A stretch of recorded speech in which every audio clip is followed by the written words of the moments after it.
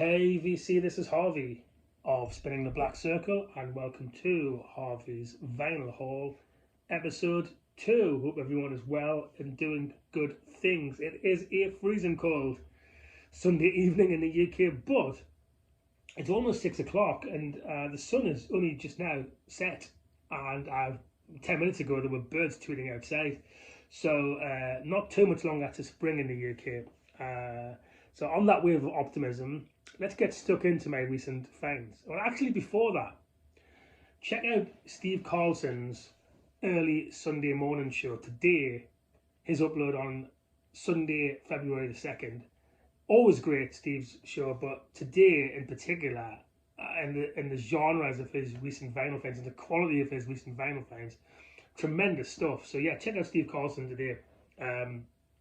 It's really good, but no spoilers. So on to my finds then, and so there are a range of genres in here. I'm going to start with a few jazz albums, and then we'll veer off into other territory. Now, I have been steadily adding to my Blue Note Classic reissue series. For those who don't know, about 4 years ago, Blue Note began to reissue the cream of their catalogue, their back catalogue, which is, you're probably talking 1952 to 1972 was the real golden age of Blue Note records on jazz. And they've been reissuing them, mastered by Kevin Gray, directly from the original Scotch master tapes in AAA analog, so all analog, end to end. And they're not premium priced. They're about £23 to £26 each in the UK, probably about $30 in the US. 23 to 26 again, I think, in the EU. So it's a fabulous time to investigate, find out what you like from the Blue Note catalogue, and buy some tremendous vinyl albums. I mean, if you try to pick up an original pressing Blue Note album, one of two things is going to happen, or probably both. You're going to pay at least 3 figures, sometimes 4, to get an original pressing classic Blue Note album. The second thing that will happen is it's probably not going to be in the best shape. Put those two things together, it'll definitely be 4 figures. If you try to find a VG Plus or near mint classic Blue Note album, Rudy Van Gelder mastered, you're going to pay a lot. So for the price of a normal LP, a typical cost £23 to £26, the Blue Note Classic series or the slightly more expensive Tone Poet series are worth checking out. So I'm going to show you two that I've added to a collection of about 50 Blue Note Classic series I've got. These albums are 10 years apart. Now the first one, the magnificent Tad Jones. Tad Jones is a New York trumpet player. It's part of what's called the Blue Note 1500 series. So this was a series from, I think, about 1952 to the late 50s, where Blue Note records really started to kick into gear, in the sense that it moved from being this kind of nascent bebop label into what was to become hard bop, and kind of no distance between the freedom of expression the musician was trying to portray and the listener. So it's direct, the most direct, much more than singing. If you listen to some of these classic Blue Note black artists from the 50s, from that 1500 series, you know, it's right there in terms of what they're trying to express. So artists like Horace Silver, Art Blakey and Tad Jones moving into that hard bop era. Now the lyricism and melodicism of Tad Jones on this LP, his trumpet playing, is just something else. There's a stellar band on here too. You've got Max Roach, the famous Max Roach on drums, Percy Heath on bass, Barry Harris on piano, and Billy Mitchell on tenor sax too, who's fantastic trading licks with Tad Jones. But it'd be a good entry point too, because this is quite accessible. For a 70-year-old LP, AAA analog, the bands and this quartet's in the room with you, really, on this LP. It's unbelievable. Sorry, quintet. But anyway, the first, 1956, the magnificent Tad Jones, fantastic example of that nascent Blue Note sound morphing into hard bop, and it should be a great place to start. 1956.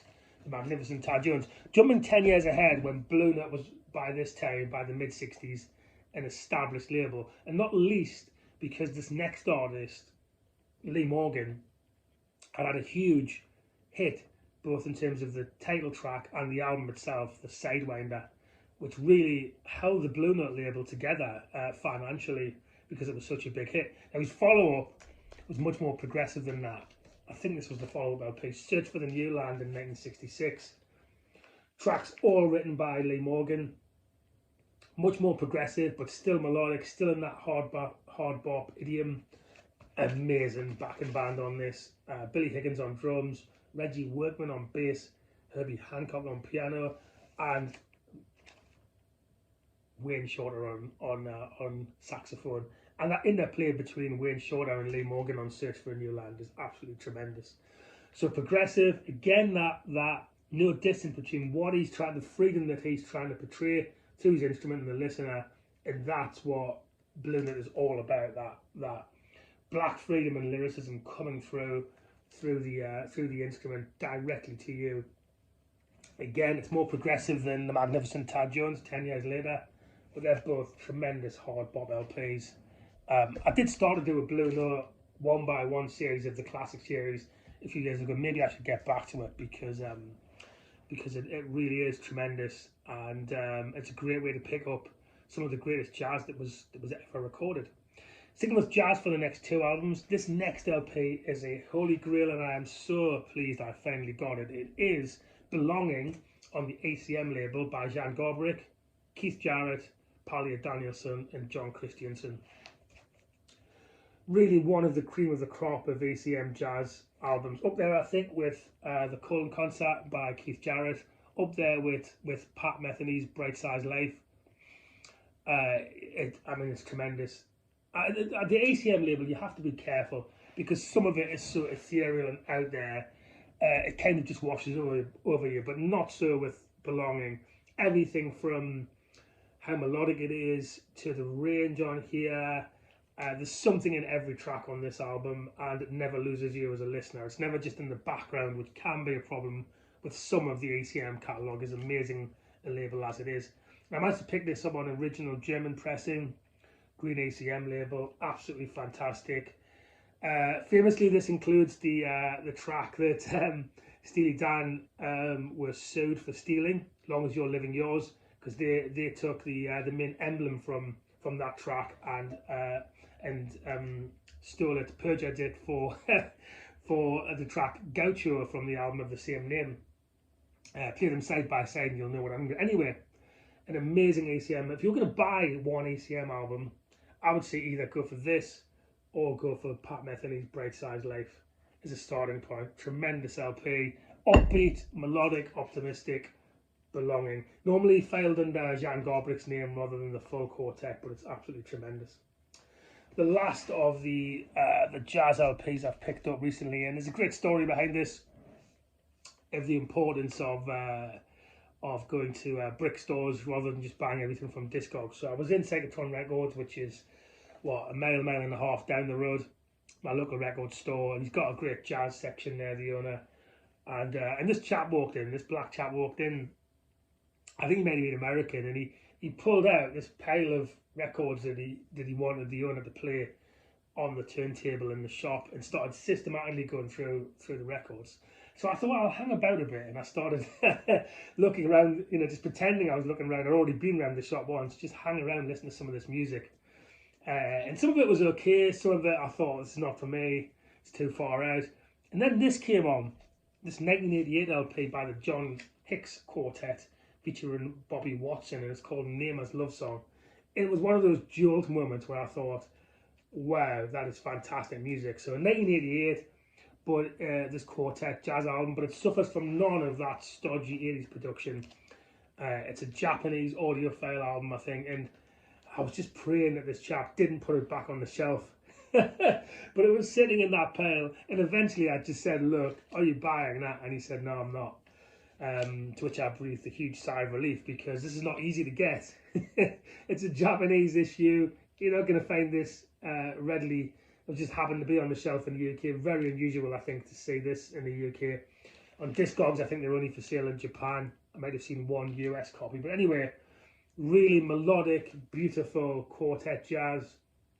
Mostly piano-led, because John Hicks is a pianist. I think he was in the Art Blakey band earlier in his career. He's now sadly passed away. But yeah, I think you can stream this though. It's the John Hicks Quartet, Nema's Love Song. Really pleased to pick this up because there's no way I would have even thought of trying this, having not been fortuitously in a record store as it was spinning via this chap. So thanks to whoever that chap was. On to another Holy Grail, actually, which should not be a Holy Grail, because this rap hip-hop album was only released 10 years ago, but it's been out of print for 8 of those 10 years, and only now has it been reissued, and I've been waiting all of that time. And I'm talking about the second album, Run the Jewels 2 by Run the Jewels. Probably the most important rap act of the last 10 years, alongside, I guess, Kendrick Lamar. They're up there, and this is their best LP for me of the 4 they've released so far. Absolutely tremendous. And yeah, I don't know why it was out of print, but it shows that you need to be patient, right? Because this was released 10 years ago originally. For some reason, it was out of print for a good few years. But then, of course, it started to creep up in the second-hand market of, 3 figures to pick up a copy of this for some reason, especially in the UK. Reissued a couple of times in that period, but again, limited quantities, and then suddenly, over £100 on the second-hand market. But I thought, I'll just wait, and then eventually, 10th anniversary, Run the Jewels 2. So you do need to have patience with these things. I was thinking, why is that album not available? I'm just going to hold off. And I had a similar experience with De La Soul and Stakes is High, which is recently re-released. And again, I almost pulled the trigger on 3 figures for an original pressing. I'm really glad I didn't. The reissue is fantastic. So yeah, you need to be patient out there, folks. If you've got something currently out of press and the second-hand market starts going crazy, just hang on to those dollars and pounds. If you think there's any chance that it may come back around. You've got plenty of other music to listen to. Just have a bit of patience. But anyway, 2 more recent finds to show you, both of which are box sets. I'm really pleased to have both. The first is one of my favourite bands in the world. In Record Store Day last year, Wilco released this, The Whole Love Expanded, and I didn't pick it up. And I can't explain why I didn't, because I love Wilco, as I say, one of my favourite bands. I saw them live in the West Midlands last year at a festival down the road. Absolutely tremendous. I think Jeff Tweed is a genius. But I don't know why it wasn't on my Record Store Day RSD list for last year, because I did go and buy a number of things at Record Store Day 2024. But having failed to either put it on my list or pick it up, I thought that was it. But then I was out in the Wales and I actually found this in a record store, again bricks and mortar, for face value price of what it was sold for on Record Store Day. And I listened to it immediately when I bought it, which I make a point of doing. But I only properly listened to it back to back, focused last night with a couple of beers in the man cave, and it just blew me away. I mean, I love The Whole Love as an album, but this pressing and all of the attendant iTunes section stuff's on here. The stuff that they recorded in their as demos in their Chicago loft, the famous Wilco Chicago loft. Oh, man. I mean, extra tracks on these expanded editions don't generally do it for me. All of these kind of this thing of re-releasing things with a dozen tracks that you don't actually ever play again.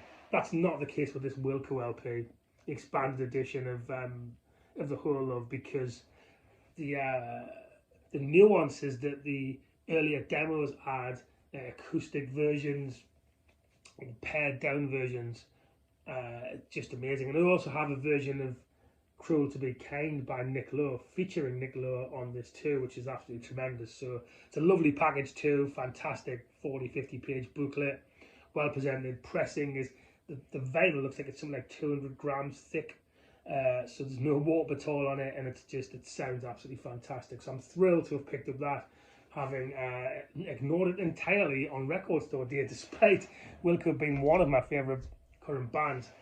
This next one, and actually I've got 2 to show you, not 1. This next one, I didn't even know existed this time last week. I was at a friend's house, the owner of Psychotron Records, actually, Pete Bonner, and this chap was in the living room when I went round to his house for dinner. He invited me around for dinner, And it was the artist himself, a Scottish singer-songwriter named Bob Thiel, not to be confused with the Verve record producer Bob Thiel. So this Scottish singer-songwriter now lives in Antwerp, Belgium. And I got chatting to him, and he had his latest box set with him. It's a box set of his quite famous, actually, debut LP, So Far, and it's been re-released by him in this fabulous, beautiful box set, along with a 100-page booklet and an accompanying EP and lots of unreleased tracks from the intended follow-up to the album So Far, which is the Ghent Sessions. And it's absolutely unbelievable. So this chap was sitting there, his music's playing. When he left, Pete, the record store owner, said, I've got a couple of copies of that, and he sold me one for quite a knockdown price, considering how much this box set is. I think it's a Portuguese release, oddly, but it's really well done. There's under 300 copies globally. The music is absolutely sensational on this, particularly on the debut LP, which is the core to what this box set is, which is called So Far. So if you go into YouTube and you put in Bob Thiel So Far, and just check out how amazing that debut LP Bob recorded was, particularly if you like John Martin, or you like Nick Drake, or you like Martin Carthy. Just unbelievable. He was a really nice chap too. Got talking to him, really modest chap. And I was saying, the music's really good, and he was kind of blushing on the spot. But again, I went into a room not knowing that this Scottish singer-songwriter was going to be, that just happened to be there when I went round to someone's house for dinner. His music's playing, and then an hour later, when the chaps left to go home, I bought the box set on the spot. Now, if you look on rateyourmusic.com, this LP So Far, the original LP, is in the top 100 LPs on Rate Your Music for 1982, and rightly so. So this isn't some kind of second-rate footnote to Scottish folk, which is what it is. It's an absolutely tremendous album. So yeah, under 300 copies of this globally. So I don't know how easy it will be for any of the VC to get hold of this. But if you can online, get hold of the box set, which is called So Far and Further On by Bob Thiel. I highly recommend it. 3 LP set, 100-page booklet, extensive notes, but more importantly, the music on this is absolutely tremendous. So that was an unexpected pickup. It's folk, it's rock, and it's also a little prog too, and reminds me of Pink Floyd, which is a perfect segue into the final recent purchase, which is I'm getting close to being a Pink Floyd completist, and they recently released, a good few months ago actually, re-released their second LP, Saucer Full of Secrets, on a mono mix. So I picked it up. I've got the stereo mix of a Saucer Full of Secrets reissue, but this is a mono reissue of, I think, an underrated Pink Floyd LP. Obviously, Syd Barrett was already fading. There's only one track by Syd Barrett on this, Jughead Blues, but there's nothing whatsoever to do with luck or any sort of a miraculous state of being that the remaining members of Pink Floyd began to flourish, because they're all talented musicians, from Gilmour to Mason to Waters to Rick Wright. It isn't any surprise that if you listen to Saucer Full of Secrets, in the nascent ability that they had as songwriters and musicians on this, you can see that natural progression from this through Metal, through Dark Side of the Moon, and Wish You Were Here, and onwards. So we kind of got it in reverse on Pink Floyd, this suggestion that Syd Barrett was the true talent, and then somehow they managed to cobble together this band. They were just sitting there in waiting, and the proof of that is listening to Saucer Full of Secrets, because this is an accomplished LP from 1968 where Barrett basically doesn't feature. Now, they went off the rails a little bit after that. Oh my god, I think, I'm sorry, it's a terrible LP. But, this is the missing link, I think, between that early Floyd and when they really started to come back into their own on LPs like Atom, Heart, Mother, and Metal. So yeah, time to reassess, I think, A Saucer Full of Secrets. The title track's amazing on this. That choral background finishing it off. You've got set the controls for the Heart of the Sun on this, and also the opening number, Let There Be More Light, which I'm still convinced the Chemical Brothers stole the opening intro for that. The open for that on Block Rotten Beats from Dig Your Own Hole.